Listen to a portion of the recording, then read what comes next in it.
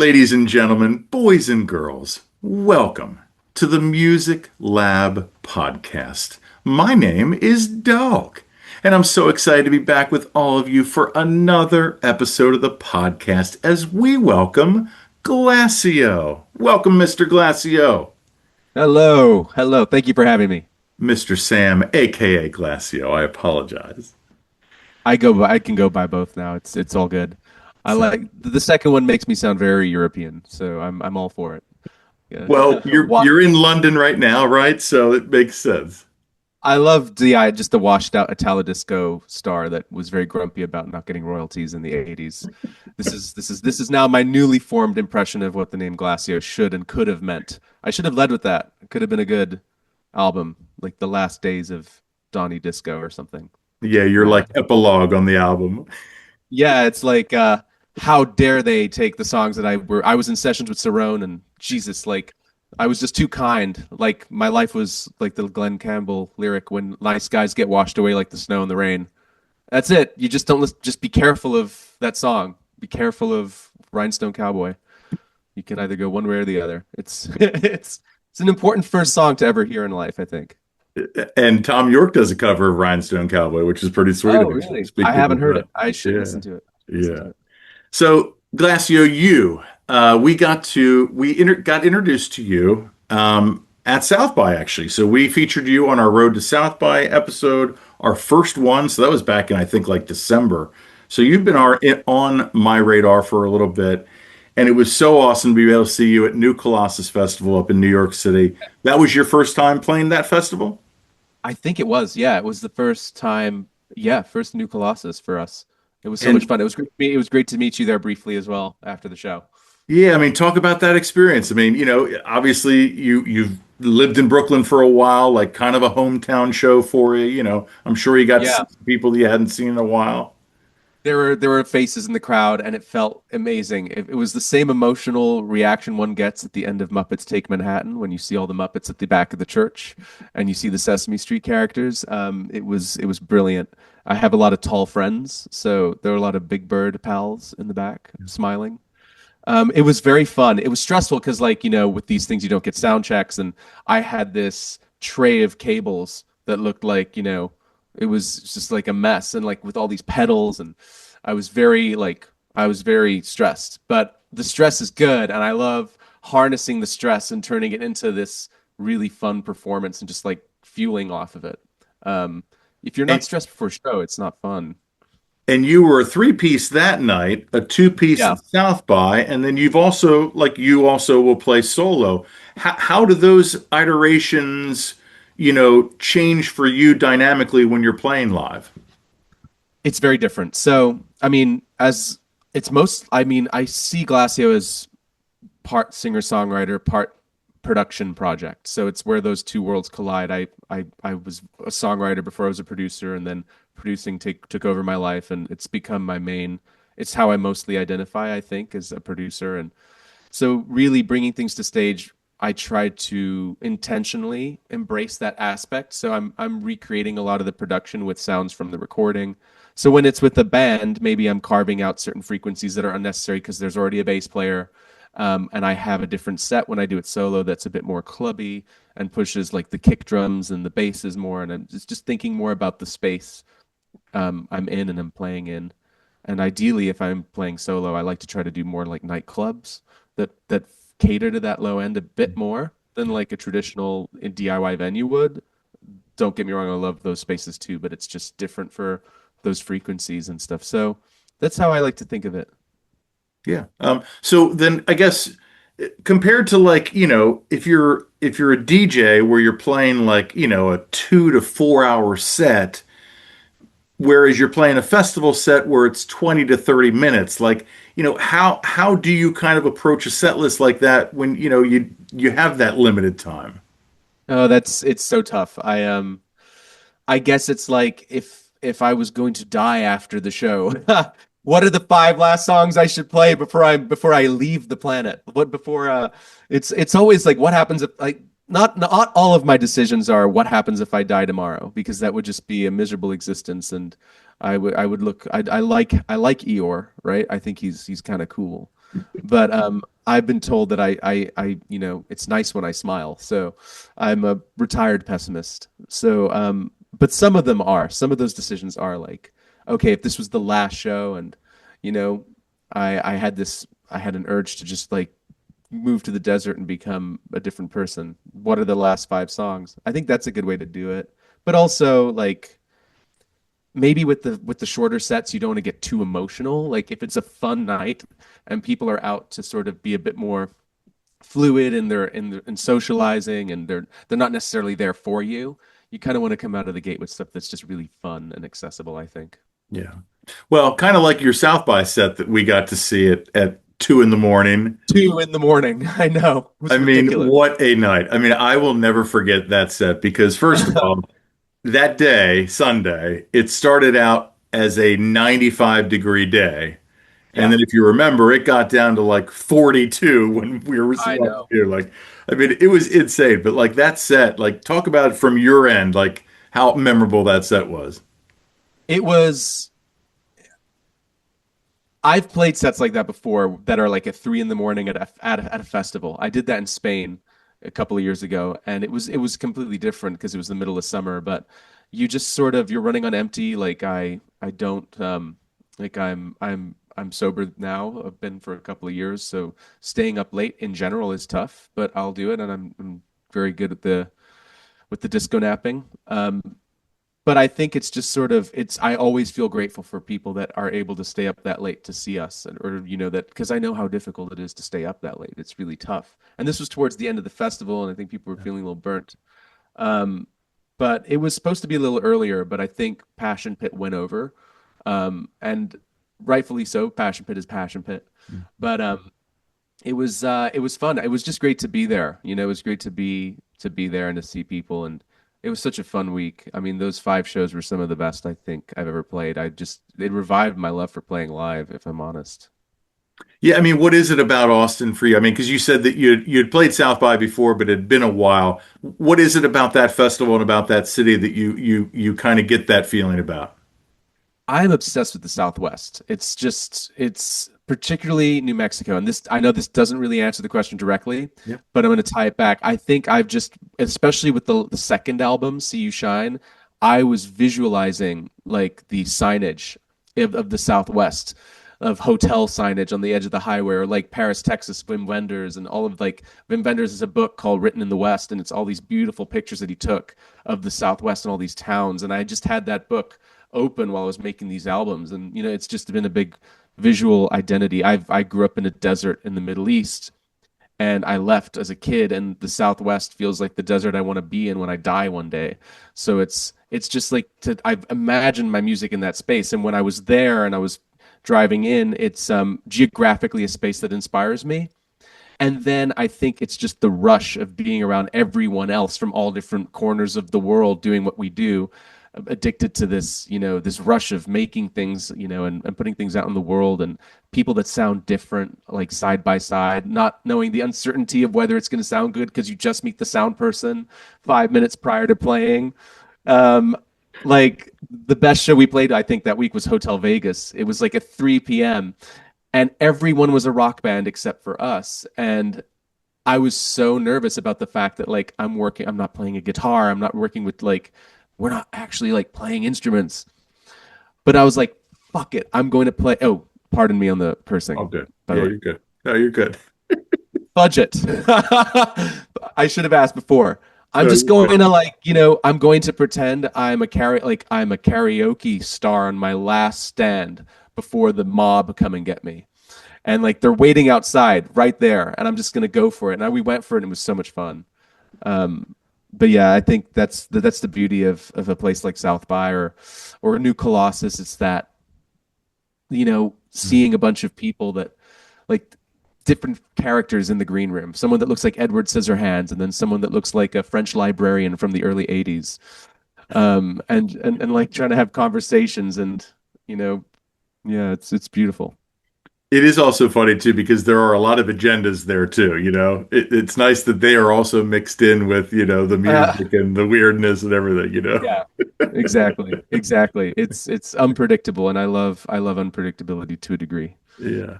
So you kind of touched on it. You grew up in the United Arab Emirates, and we spoke before, we started filming that the Dubai that you know is quite different than the Dubai that, most of, Americans and our audience knows. So kind of talk about that and talk about how you're growing up.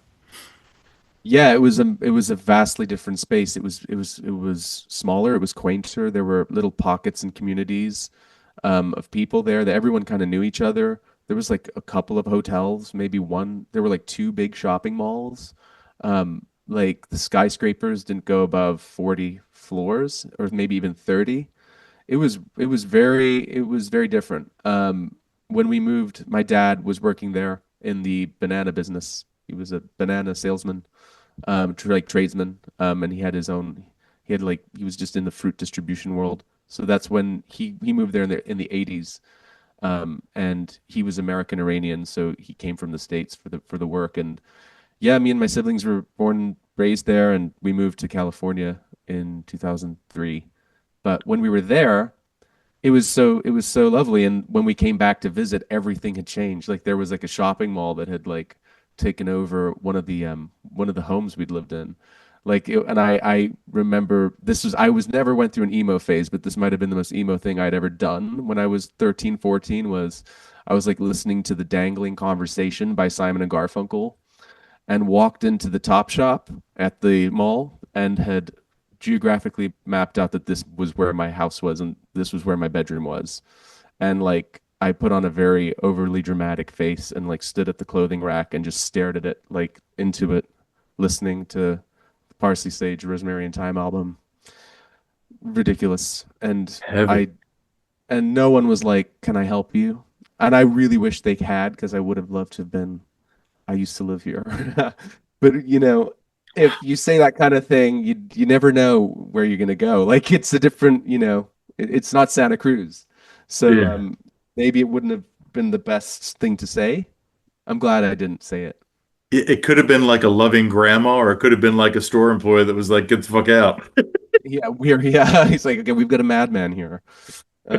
Yeah, so it changed a lot. It changed a lot, and I think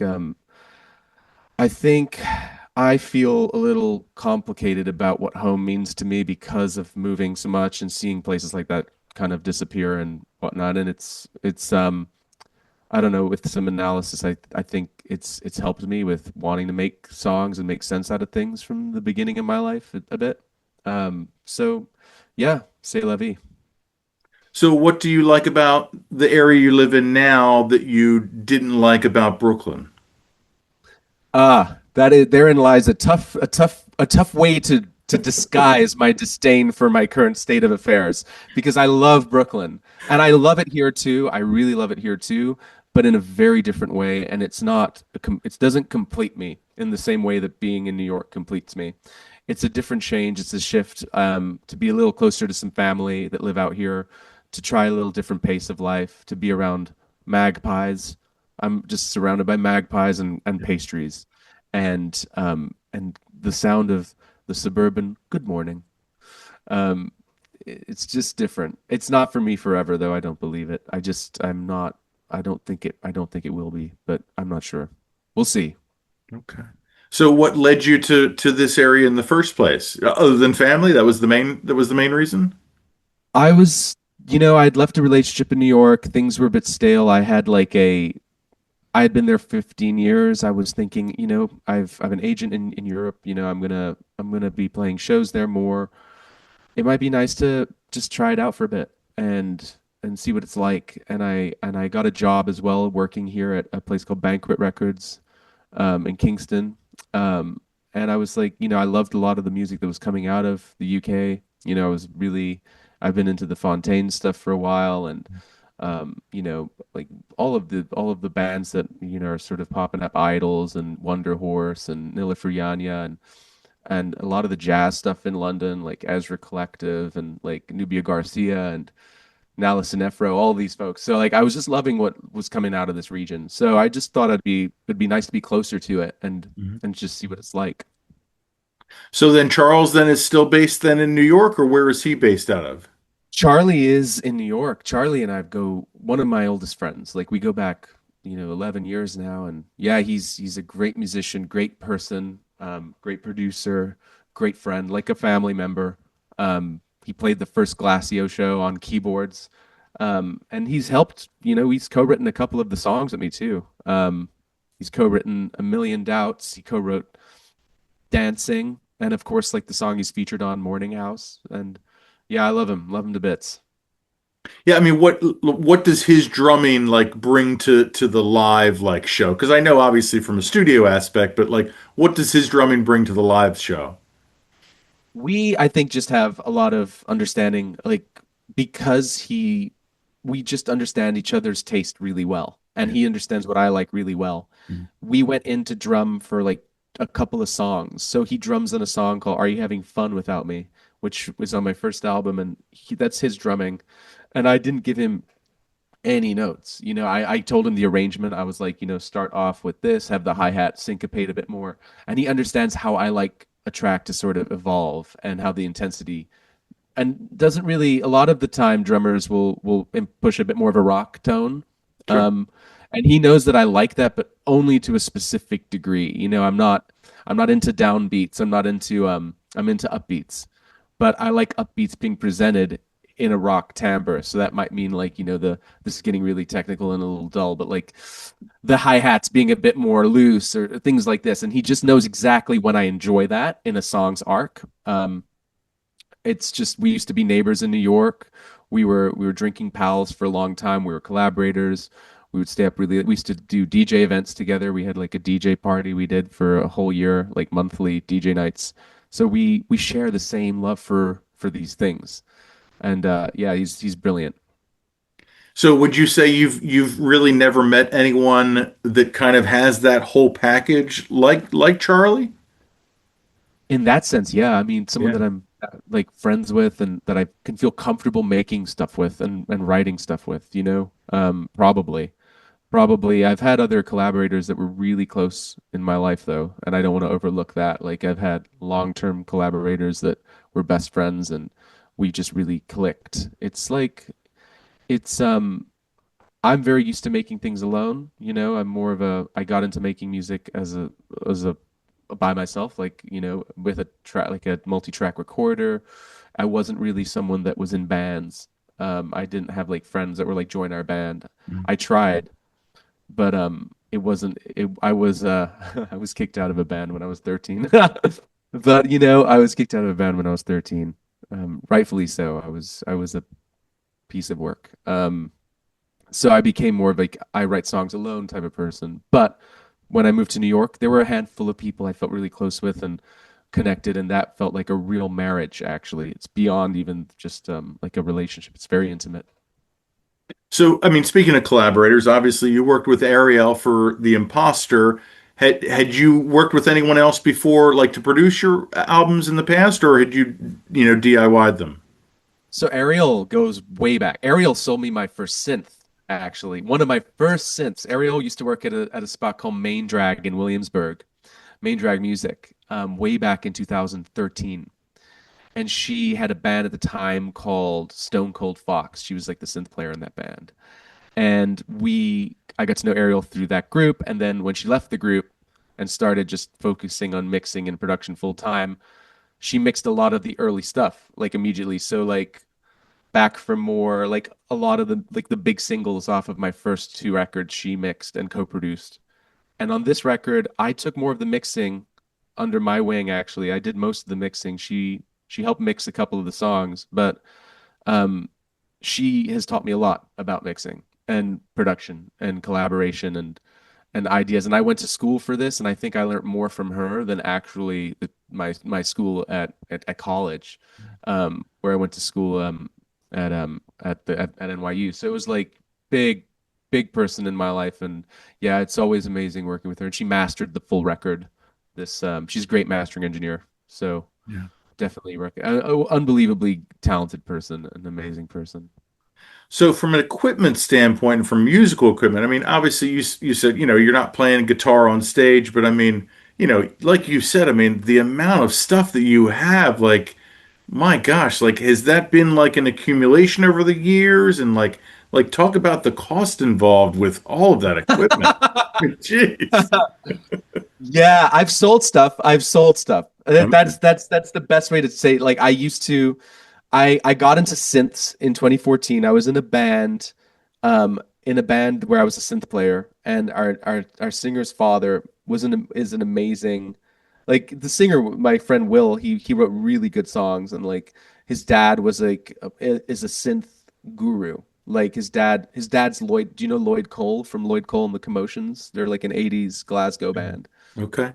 Great. I love their music, and I love his dad's music. I love it's just so, and his dad, and had all these synths, and we were able to borrow a couple of them, and I got into synths, and then I ended up buying my own, and I had to sell a bunch just because I the big one that I'll never sell is my Juno 60 because that's like just a treasure of a synth. But I had an MS-20 for a bit I had to get rid of, and then when I'd get a sync or two in a TV show or something, I would always put something towards it.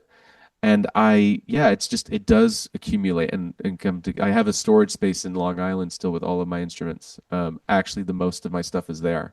This is just stuff that I've pieced together while being here.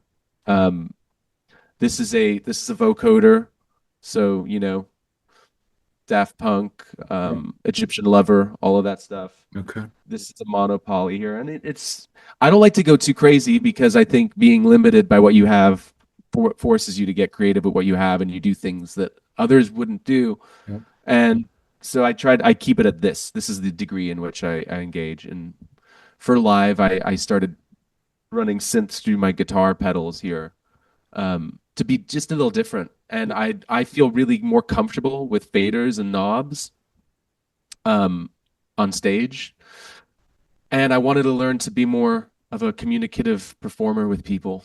And I think having less to do would distract me, it just chain me and imprison me, and my performances would just become very dry. So I didn't want that. I did not want that. And Yeah. it's a new little strategy and route. Well, I think another strategy that you have that you might not consciously do, and it might be just subconsciously, or it might be consciously, but you're dancing. Yeah. It is to me, as a white male as well, it is more like bursts of energy than like actual dancing, and I really appreciate that. Is that fair to say? Like, do you know what do you understand how I'm saying that? Yeah. No, it's I feel I mean, I that's one of those things that I haven't like stuck up like, twisted the mustache thinking of a plan. It just sort of happens. And I went dancing for 4 years like mad in New York, disco house nights. I mean, those were the things I used to DJ, and it really it changed my relationship with dancing and got me comfortable with my body being out in clubs in New York, and that was like an educational experience. And I don't see I just think, I want to represent something on stage that might be a little, even if it's outlandish, it helps someone else feel like they can be their outlandish self in the crowd. It gives someone the credence and the clearance to feel that way. I want to welcome that kind of openness and freedom, So I appreciate the rupture. I appreciate you calling it a rupture of energy because that's how it feels, and I get so either I contain it and my voice gets really shaky, or I just break out of it. And in a way, I think they're just figures in the 70s and 80s whose moves I love, like Ian Curtis. I just some of the things he did as a performer. Mm-hmm. Um, and like Future Islands, Sam Herring, Yeah, sure. all that stuff. So yeah.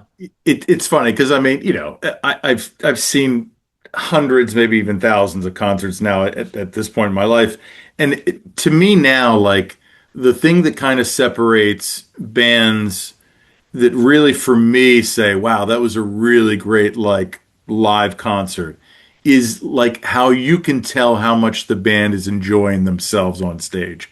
And Yeah. for you, it is very obvious how much you're enjoying yourself. And like the crowd, like is not just me, but like the crowd in general always appreciates that. And you kind of get like more, I think, positivity from that. Do you kind of feel that as well? Yeah, 100%. 100%. I mean, it's a thrill and it's a thrill to be up there, So it's just sometimes it's not exactly perfect, and I used to be very like annoyed if like sound wouldn't go the right way, or if but I mean, I've learned to just put that stuff aside, and every performance is different, and the room and the space and appreciating that space and playing to that space.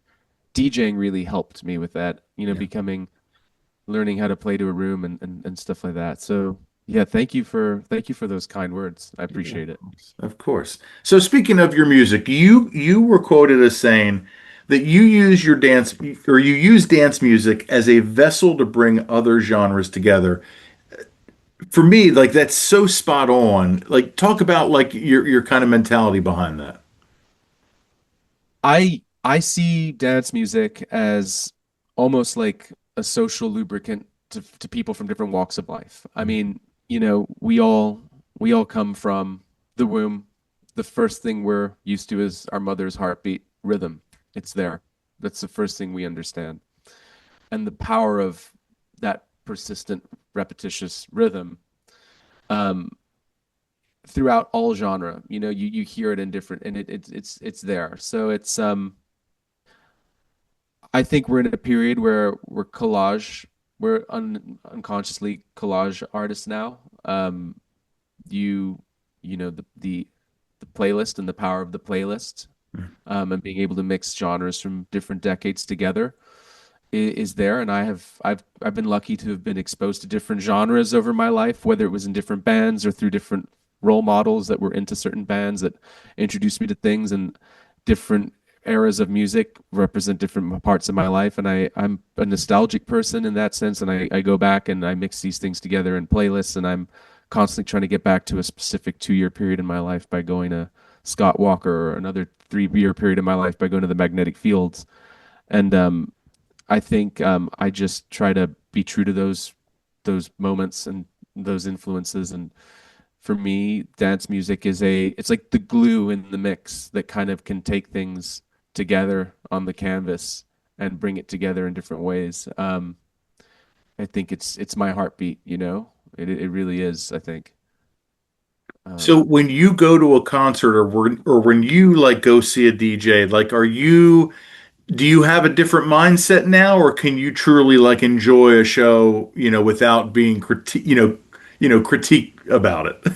Oh no, I'm there is nothing worse than doing this at the back of a show, like of course I've been there, and of course I've been that jaded person, but Yeah. no, I don't care. I just want to lose myself in it. Um there are nights that are drab, of course, like there might be a DJ set that's drab and it feels like things are just, but not everything has to be, you know, like this breakthrough moment. There's just I guess like being at live shows, you can't help but think about the things that you're used to being on stage, and seeing how things run. Mhm. But I think I'm good at embracing being, in the crowd and just enjoying it, and being part of the night as a spectator. I love that. I love that more than I used to, actually. It's Uh, nice to not have to it's nice to not have to worry about, things you usually worry about. Feels good. yeah, I mean that's good for you. I mean that because a lot of artists that's a struggle, like and because it is it's just kind of I Yeah. guess human nature to feel that way. It definitely is 100%. So I guess let's then talk about. So there was a 4 year break in between, the Imposter and your last album, See You Shine. What were the events that kind of led to all of that and to that? I guess in some people's Yeah, eyes that'd be a long break. I guess. absolutely. So without getting too dramatic, but I'll just but it's honesty. And this is what it's about. It's just being honest. So like I put out my second album, and it was 17 songs, and I made the album, with a very specific impetus to release it, which, um, and I put it out, and I just got really exhausted, and it felt like I had all this dopamine harboring by containing this album personally and thinking about it and just working on it for months and months and months. And when it was out, it just felt I got depressed because it's like a little bit of a malaise you have once something's released. It's I I don't know if people talk about this enough, but the detachment you have when you put something out in the world and it's been that intimate for you and it's like depressing. It's like seeing your child go off and into the world and not come back. So in the same way. So I had that happen and I'm pretty open about my, you know, drinking history. I had troubles with drinking. I just loved it so much, and I was drinking all the time. And that year, it just became worse for me. Honestly, I was just became worse and worse and worse. And then I stopped drinking in 2023, and I tried to change my life, and I was seeing a new therapist, and I was focusing on health and mental. And it became like, it felt like all of the furniture in my house had been taken away. Like things that I was used to. I could finally see like the wallpaper had been taken down and I didn't know that the house looked this way, that the light looked, it was like I didn't realize how bright it was in here. And that was a stark contrast and it was a little shocking and it felt like I was a different person or a person that I hadn't been in years and years and I was disoriented, a little dissociated a bit from I was just so used to being drunk all the time and I had to do some building again and that meant us also reestablishing my relationship with creating. And I didn't it's not like I used to drink and then make music. It Mhm. was never that, but um, it was a sort of dopamine reward thing. Like if I wrote a song or if I finished a song in the studio, I would reward myself by going out and just binging, especially if it was good.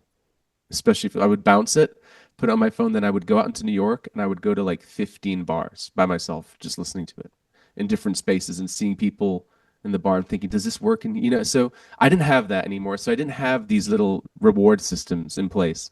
So it admittedly took a while for me to really redevelop a relationship with me. And then this move happened. And when I moved here and I started working at a record store, at Banquet Records, I was just being exposed to a lot of new music and I was thinking about album art and I was thinking about ideas and I got really inspired and I just started piecing together little old stuff, old songs here and then started writing other things and there it happened again. So a couple of years, but there was a reshape. There was a reshaping of me as a person, I think, in that. A lot of people that talk about getting sober and whatever, from whatever, DOC you have, right? They often will say that there was like a fog lifted and there was like you gained a lot more clarity. Do you kind of feel that you got that as well? At first, yeah, and then no, and Okay. then yes, and then no, and then it was just like I think my brain was couldn't be as numb as it usually is. Like, and I have a I my brain kind of goes this way and that way and this way and that way, and before that would calm it down. Okay. But overall, yeah, I mean, I just like I got into exercise, I got into um like being happy with waking up and not feeling like crap because it was like a sickness in the morning. Yeah. So yeah, I mean, it's a clearer. I'm 3 years and 6 months in, and it's like I'm very used to it now. It's very clear, and I feel very clear. Yeah. But yeah, So cool. yeah, So, you spent some time in Paris. I want to know about Paris because, like I told you before, I've never been to Europe. It's hopefully next year with yeah. Glastonbury and everything. But talk about Paris and what that city means to you. It's my favorite city this side of the world, like the side of the Atlantic, hands down. Like my grandparents, on my dad's side, they left Iran in the 70s. They moved to France. They moved to Nice. So as a kid, I'd go there and I'd see them, and France was always felt like kind of that's where my grandparents live. That's sort of a home.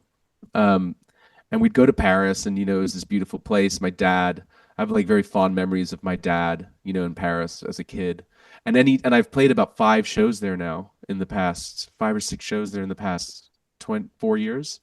And like the bands that come are so wonderful, like just have such great energy, such positive energy, and they're receptive to what I do, and I'm so grateful for it. And I always feel revived, like when I play a show there. It's always so much fun. It's one I, of my favorite places to play. yeah, I've heard that from other bands that say, like even British bands, they'll say, "Yeah, we just don't get the energy and crowds from British, but like when we go to France, like the Yeah. French, like they love like their music. They love supporting like live music. Do you kind of feel that way as well then, huh?" Absolutely, absolutely. And I mean, so much of the electronic music as well from Paris was what I got it like helped me get into electronic Sure. music. So the French touch stuff, especially Air, like 100% Air and Phoenix, the or like the Zadar stuff, Cassius and all that is a big Yeah. part of it. So it's sometimes I pay homage to that with certain tracks. I'd like to try to channel that, but it's great to be there. It's such a beautiful, inspiring city. Incredible place. I mean, I could envision you writing an album just living there. Could you? I just love I would do it, and I would just love to make an album just thinking about the statues and the faces. There are so many faces that come out of the stone there. Like you go down these streets and you see these faces embedded in the architecture, and it's this wild image. It's like, and some of it's really intricate and some of it's really bizarre. Um, and now I'm picturing like a music video idea where like you got someone who's like in a French balcony having a cigarette and the two faces are side by side and they're like singing to him, or there's like this weird conversation and there's like animated. Just like you see like these ideas that's just so much. I'm very visually driven sometimes for a song. The video will be first and then I'll write a song to the ideas. But I just love this town. I love it. The city is amazing. It's amazing. Um, ugh, yes, Yeah, it's one of my favorite places. that's wonderful. I love your enthusiasm for it. So let's talk about these syncs. I'm kind of learning more about that. You've done now some stuff with Netflix, HBO, Amazon. How does that all come about, and like, what's that process like? Give the audience kind of a taste of what that is.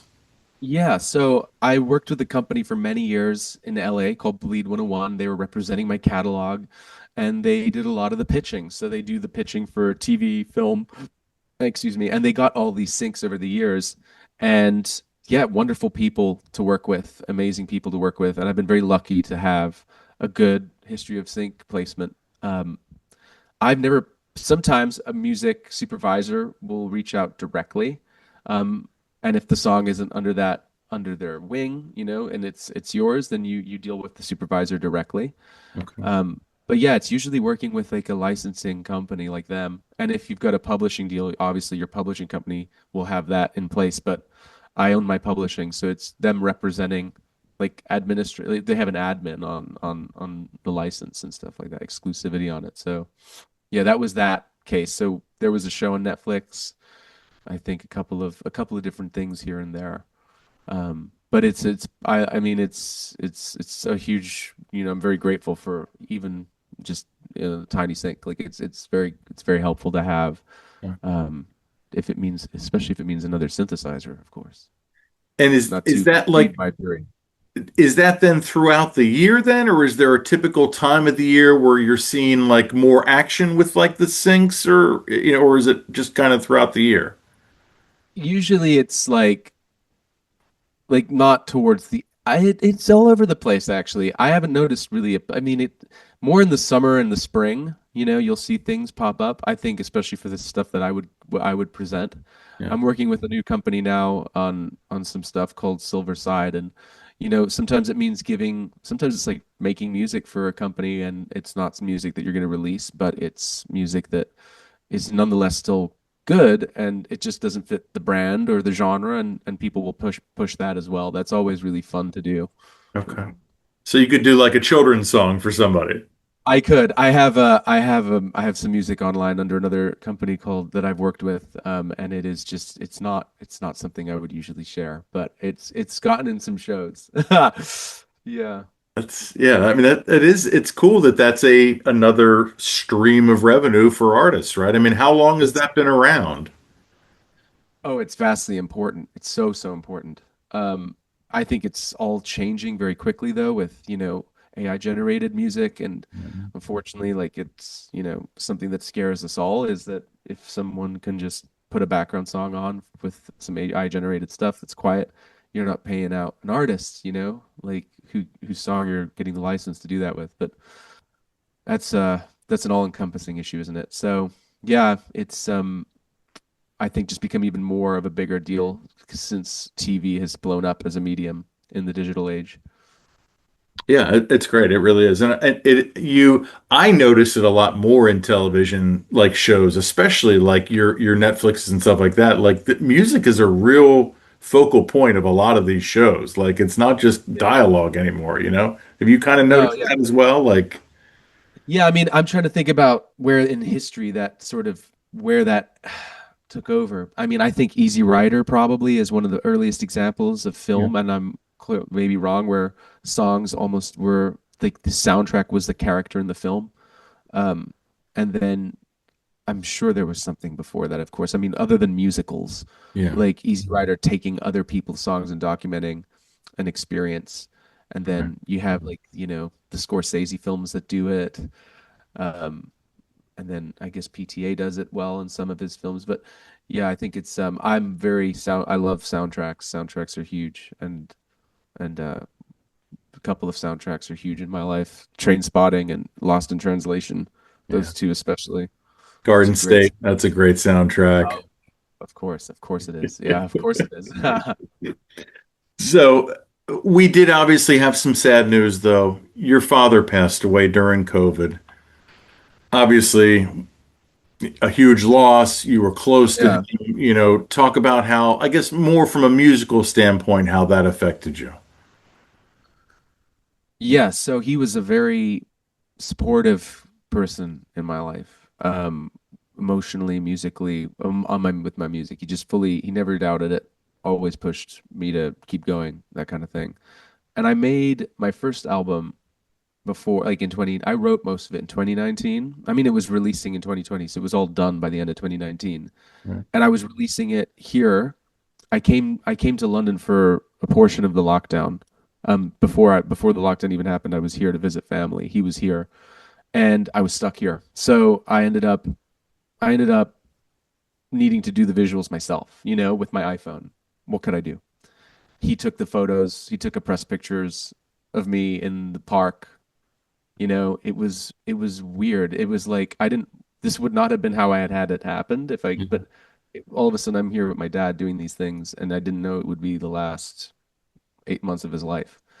And put out the album for the very last time, and then I started immediately working on "See You Shine." Like it's a very rare instance in which the album had come out, and I had already had all these other songs, and I was like, I went straight into it, and I sent him the second album in its first draft at like the end of December, and it was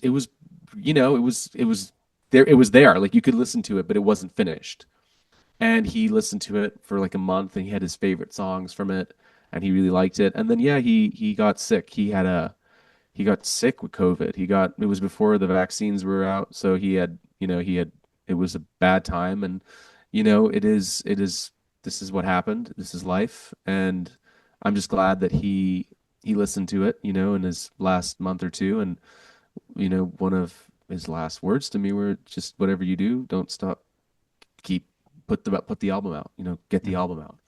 And that was a huge emotional impetus to finish the record. I mean, it got me through the grief, because it's like a big person in my life is gone, and I'm lucky to have this album that he inspired me to finish, and I did. So that was what got me to the finish line with it, you know?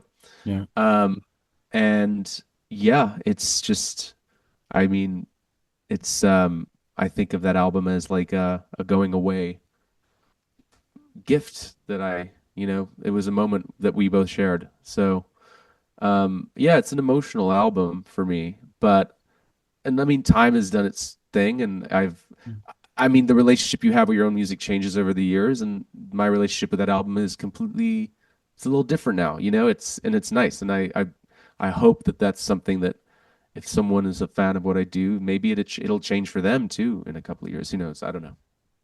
It's so funny to me, like we just celebrate. Well, I mean, last month it was 6 years ago that the pandemic first, like hit Yeah. it's fascinating to me that like most people like when you bring that up, like it's kind of like a part of their life that they've just kind of eliminated.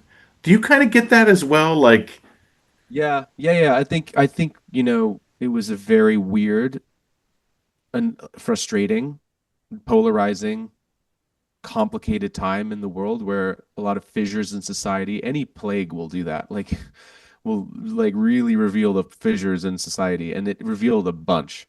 And it was immediately turned into this it was politicized heavily. It was, there was a lot of negative associations with it. I can understand where they come from. It was complicated to grieve something related to that in a world where it was so politicized. That was very frustrating. But it was, yeah, I think we've kind of, maybe even consciously blocked it out. Because I mean, unfortunately, there's just so much more now that's happening. It's been a really mad, wild decade, like yeah, FML,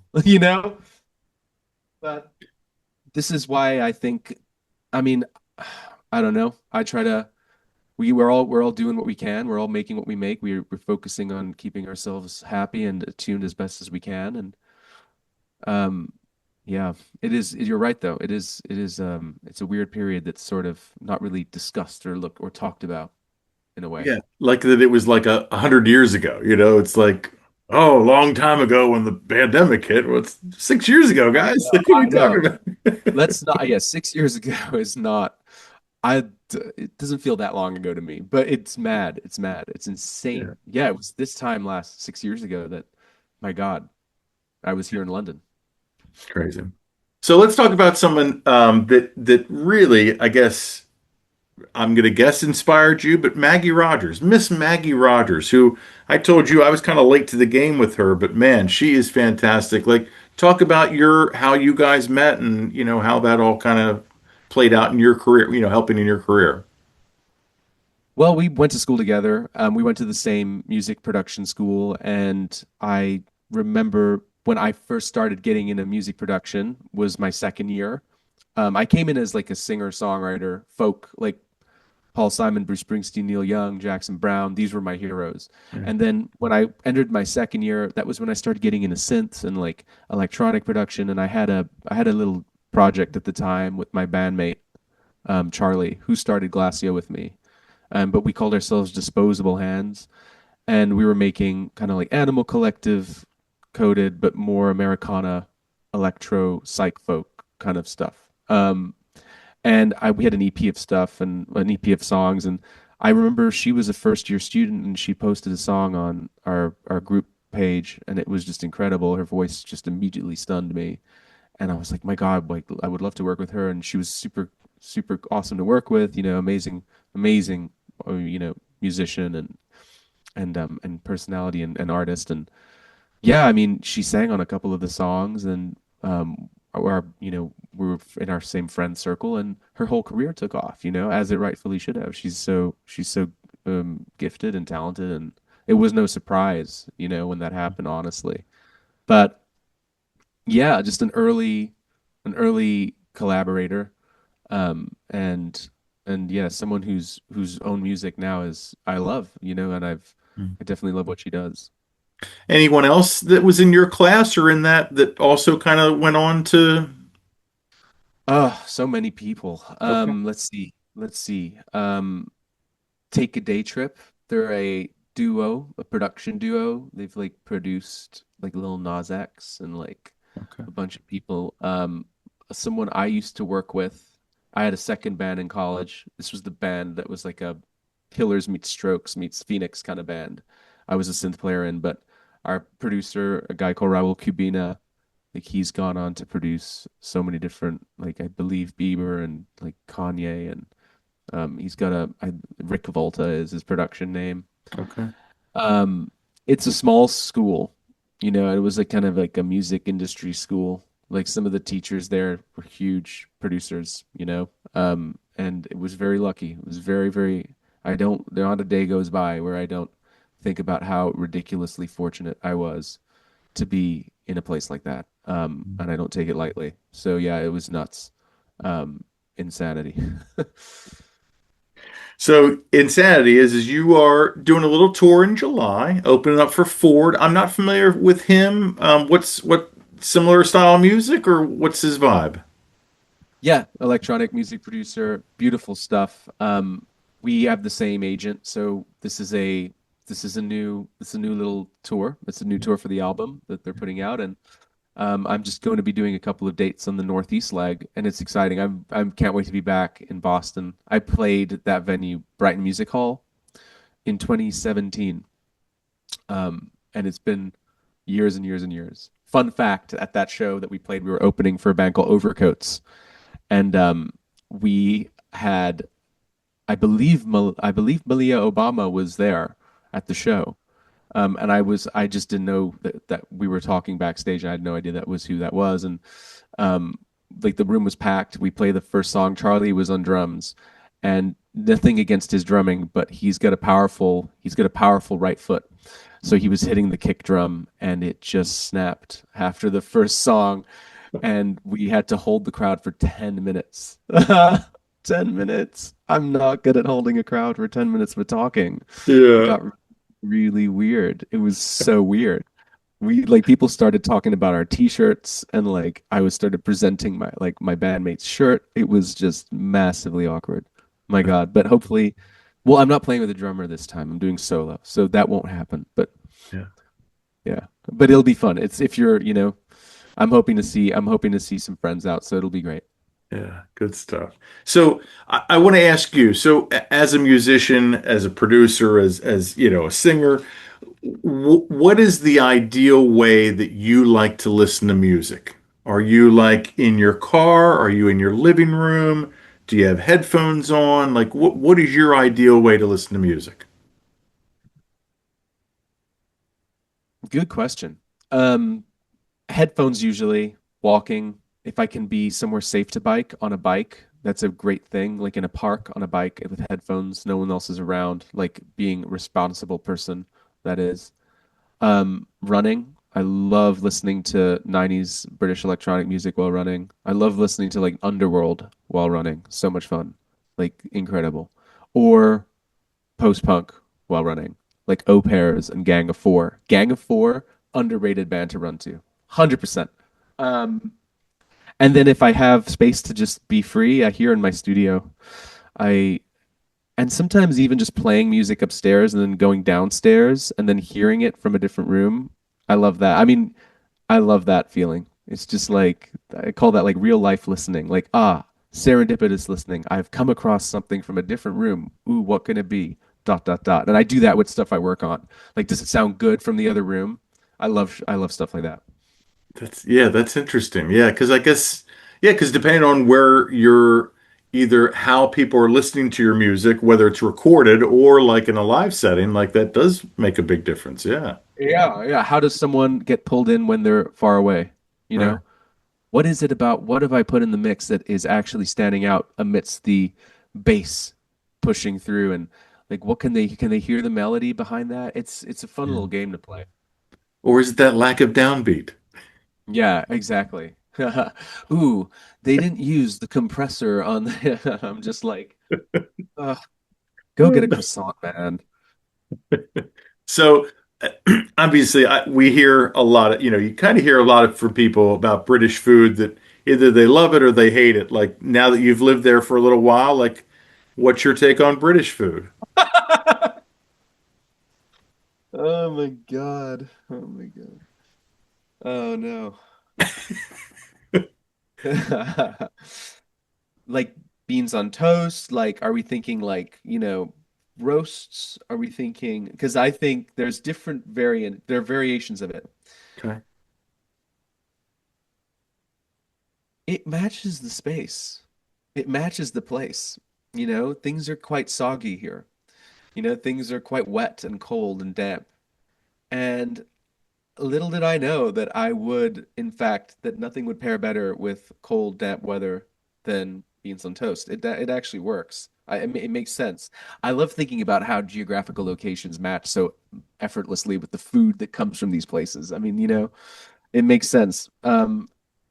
But it's not my favorite cuisine. It's not my favorite cuisine. There are really good restaurants here, though. There's some really good restaurants. The Indian food here is incredible, incredible, as is the Vietnamese food. I haven't had the best Mexican food here. I mean, I don't want to like throw out that stereotype and just continue it into the Right. ether, but it's not yet to be had. I'm open to trying things. I know there are places that are good, but haven't yet been to them.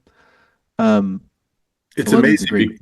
It's amazing Yeah, because in America, like that's like Mexican is everywhere now. Like I mean, like, and I love Mexican food. Like don't get me wrong, but like 10 years ago, like you kind of had to search out for a Mexican restaurant. Now it's like there's like four in your town. Like it is kind yeah, of crazy how that particular cuisine has really taken yeah. over.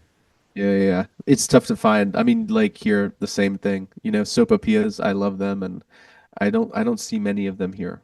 Yeah. So New Mexico it is. Maybe that's the next place for me, hopefully. Albuquerque Glacio. I would love it. Don't get me started. I would love it. I would Uh, love it. there's a band called Hooks and the Huckleberries. They played South by. They're good friends of ours.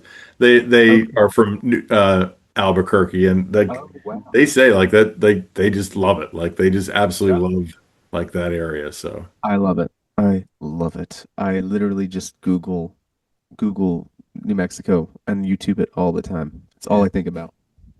All I I think about. imagine cost of living's probably not terrible either, right? I mean, Yeah, it's not too bad, but God, we don't want that to bubble burst. No. yeah, keep quiet. Shh. Exactly. So we Um, are hoping maybe for a fall winter tour, TBA. yeah. Obviously, no new Um, music coming out anytime soon, right? We're taking a little break from that. who knows? Who knows? At least for now, I'm taking 2 months of a break just to like clean the palette. Yeah. But there were things that I was already working on. I don't know where they'll go. So, time will tell. Stay But tuned. yes, hopefully a and December tour. Okay. Hopefully. Well, I appreciate you doing this. Thank you so much. It was No, a pleasure to see you at New Colossus and at South by, and hopefully we can meet again very soon. Chad, it was great to meet you at both. And honestly, thank you for having me on. This has been great. Thank you so much. Absolutely. Ladies and gentlemen, don't forget to like, follow, and subscribe to our YouTube channel, our social media pages. That helps us and helps the bands and artists like Glassio.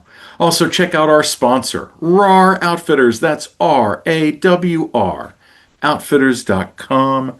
Don't just wear, RAR. And as always, ladies and gentlemen, I've been Dog. You've been great. This is the Music Lab Podcast.